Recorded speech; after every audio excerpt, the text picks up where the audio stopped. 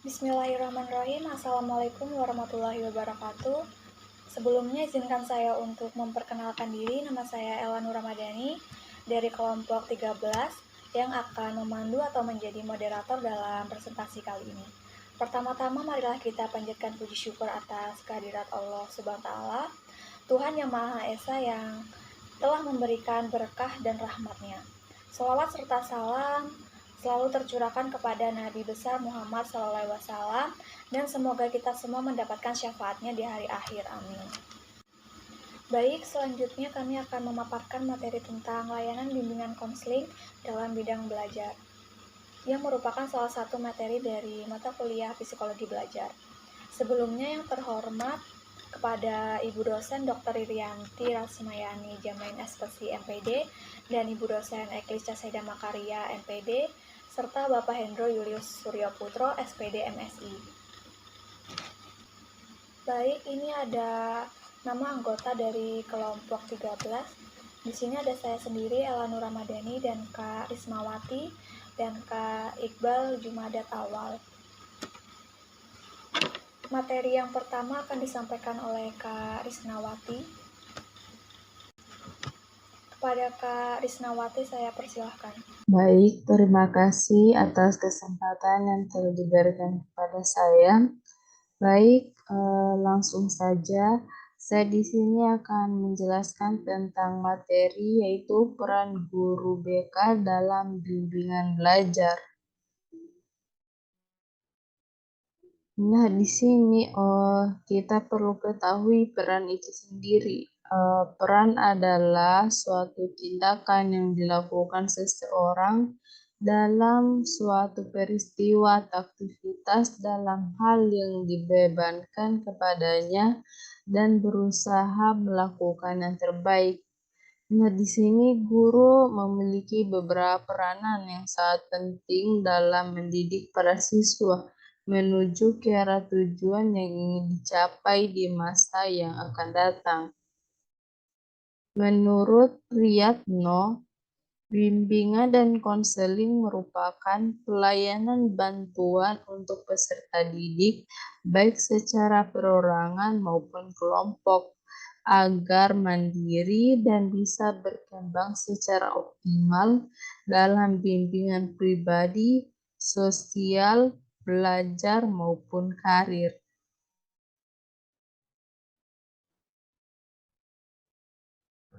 Nah, di sini menurut pendapat Hodge and Costor yang dikutip oleh Gibson dan Mitchell dalam Sucipto dan Raffles, program BK merupakan program yang memberikan layanan khusus untuk membantu individu-individu dalam mengadakan penyesuaian diri.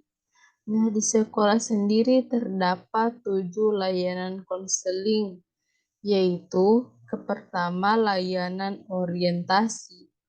Nah, layanan orientasi di sini merupakan layanan bimbingan yang dilakukan untuk memperkenalkan siswa baru dan atau seseorang terhadap lingkungan yang baru dimasukinya. Nah, yang kedua yaitu layanan informasi. Nah, layanan informasi di sini secara umum bersamaan dengan layanan orientasi bermaksud memberikan pemahaman kepada individu-individu yang berkepentingan tentang berbagai hal yang diperlukan untuk menjalani suatu tugas atau kegiatan, untuk menentukan arah suatu tujuan atau rencana yang dikehendaki. Nah, yang ketiga yaitu layanan penempatan dan penyaluran. Nah, di sini individu sering mengalami kesulitan dalam menentukan pilihan, sehingga tidak sedikit individu yang bakat, kemampuan, minat, dan hobinya tidak tersalurkan dengan baik. Nah, melalui layanan penempatan dan penyaluran ini, diharapkan individu dapat menyalurkan bakat, kemampuan, minat, dan hobinya sesuai yang dikehendakinya. Nah, yang keempat yaitu layanan bimbingan belajar.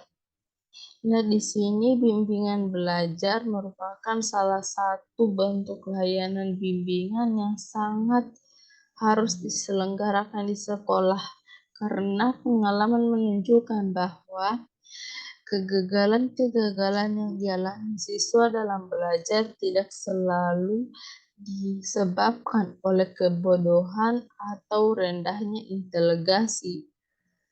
Nah, sering kegagalan itu terjadi disebabkan karena mereka tidak adanya layanan bimbingan yang memadai.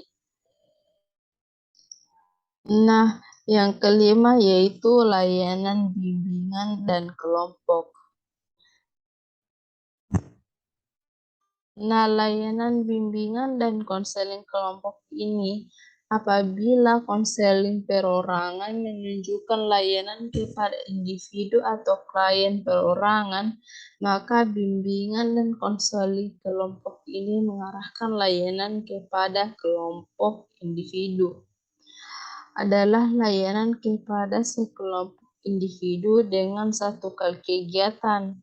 Nah, layanan kelompok itu dapat memberikan manfaat atau jasa kepada sejumlah orang. Nah, karena ini kemanfaatannya yang lebih meluas, inilah yang paling menjadi perhatian semua pihak berkenan dengan layanan kelompok tersebut. Nah, yang keenam yaitu layanan bimbingan belajar melalui tahap pengenalan, pengungkapan, dan pemberian bantuan.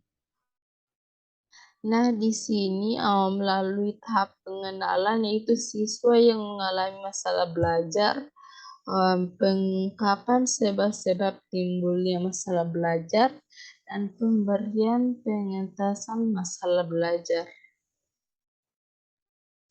Nah, yang ketujuh yaitu layanan konseling perorangan. Nah, di sini layanan konseling perorangan pada bagian ini dimaksudkan sebagai pelayanan khusus dalam hubungan langsung tatap muka antara konselor dengan klien. Dalam hubungan itu, masalah klien dicermati dan diupayakan pengentasannya sedapat-dapatnya dengan kekuatan klien sendiri. Dengan kaitan itu, konseling dianggap sebagai upaya layanan yang paling utama dalam pelaksanaan fungsi pengentasan masalah klien. Baik, itulah materi yang saya sampaikan. Selanjutnya saya kembalikan kepada moderator.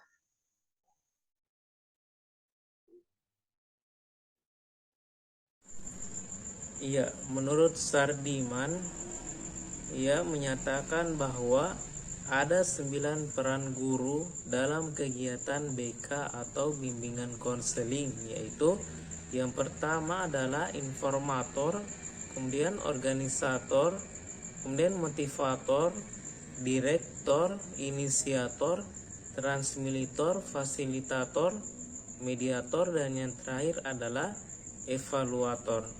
Ya, selanjutnya kita masuk ke teknik-teknik layanan BK belajar. Ya, di sini kita masuk ke pembahasan yang pertama, yaitu pengertian teknik-teknik bimbingan dan konseling. Ya, teknik adalah cara, langkah atau metode yang dilakukan untuk mencapai suatu tujuan. Ya, Bimbingan ialah mengarahkan, memandu, mengelola, dan menyetir. Ya, sedangkan yang terakhir adalah konseling. Konseling adalah hubungan tatap muka yang bersifat rahasia, penuh dengan sikap penerimaan dan pemberian kesempatan pada konselor kepada klien. Ya. Baik, saya akan melanjutkan materi selanjutnya tentang teknik-teknik dalam bimbingan belajar. Abu Ahmadi dan Widodo Supriyono menjelaskan bahwa teknik-teknik dalam belajar dapat dibagi sebagai berikut. Yang pertama ada teknik individual. Melalui teknik ini, pembimbing menghadapi siswa yang bermasalah dan memerlukan bimbingan. Dalam hubungan yang demikian, maka dapat dibedakan beberapa teknik bimbingan individual, yaitu sebagai berikut. Yang pertama ada directive counseling. Teknik ini merupakan pelayanan bimbingan tertuju pada masalah pembimbing yang membuka jalan pemecahan masalah yang dihadapi siswa. Dan yang kedua ada non-directive counseling. Dengan prosedur ini, pelayanan bimbingan difokuskan pada anak yang bermasalah. Adanya pelayanan bimbingan bukan pelayanan yang mengambil inisiatif, tapi siswa sendiri yang mengambil prakarsa yang menentukan sendiri apakah dia membutuhkan pertolongan dari pihak lain. Dan yang ketiga ada elective counseling. Melalui elective counseling, pelayanan tidak dipusatkan pada pembimbing atau pada siswa, tetapi masalah yang dihadapi itulah yang harus ditangani secara luas, sehingga apa yang digunakan setiap waktu dapat diubah kalau memang diperlukan. Dan yang kedua ada teknik kelompok. Teknik ini banyak digunakan dalam membantu memecahkan masalah-masalah yang dihadapi oleh beberapa siswa. Beberapa jenis teknik bimbingan kelompok antara lain. Yang pertama ada homeroom. Homeroom ini merupakan kegiatan bimbingan yang dilakukan oleh guru bersama siswa dalam ruang kelas di luar jam pelajaran. Dan yang kedua ada karya wisata. Bimbingan karya wisata merupakan cara yang banyak menguntungkan. Dengan karya wisata, siswa dapat mengenal dan mengamati secara langsung dari dekat objek wisata yang menarik perhatiannya dan hubungan dengan pelajaran di sekolah. Dan yang ketiga ada diskusi kelompok. Dalam diskusi kelompok sebaiknya dibentuk kelompok-kelompok kecil yang lebih kurang dari 4-5 orang. Yang keempat ada kegiatan bersama. Kegiatan bersama merupakan teknik bimbingan yang baik, karena dengan melakukan kegiatan bersama mendorong anak saling membantu, sehingga relasi sosial positif dapat dikembangkan dengan baik. Dan yang kelima ada organisasi murid. Melalui organisasi, asas keseimbangan dapat dikembangkan dalam pembentukan pribadi.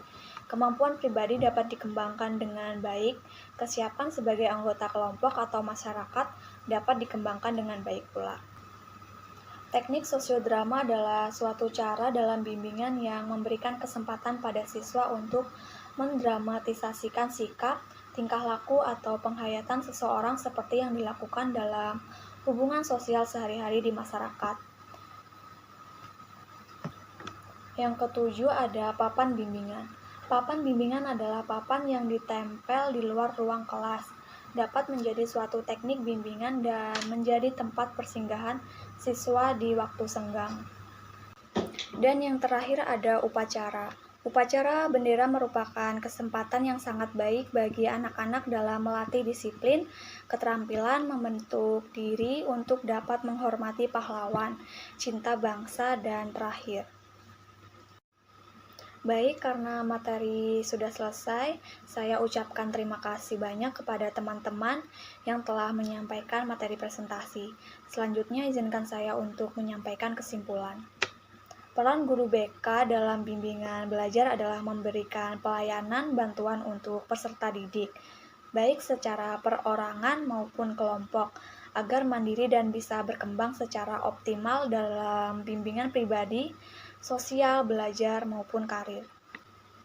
Teknik bimbingan konseling adalah cara atau metode yang dilakukan untuk membantu, mengarahkan, membantu seseorang atau sekelompok orang agar menyadari dan mengembangkan potensi-potensi dirinya, serta mampu mengambil sebuah keputusan dan menentukan tujuan hidupnya dengan cara berinteraksi atau bertatap muka.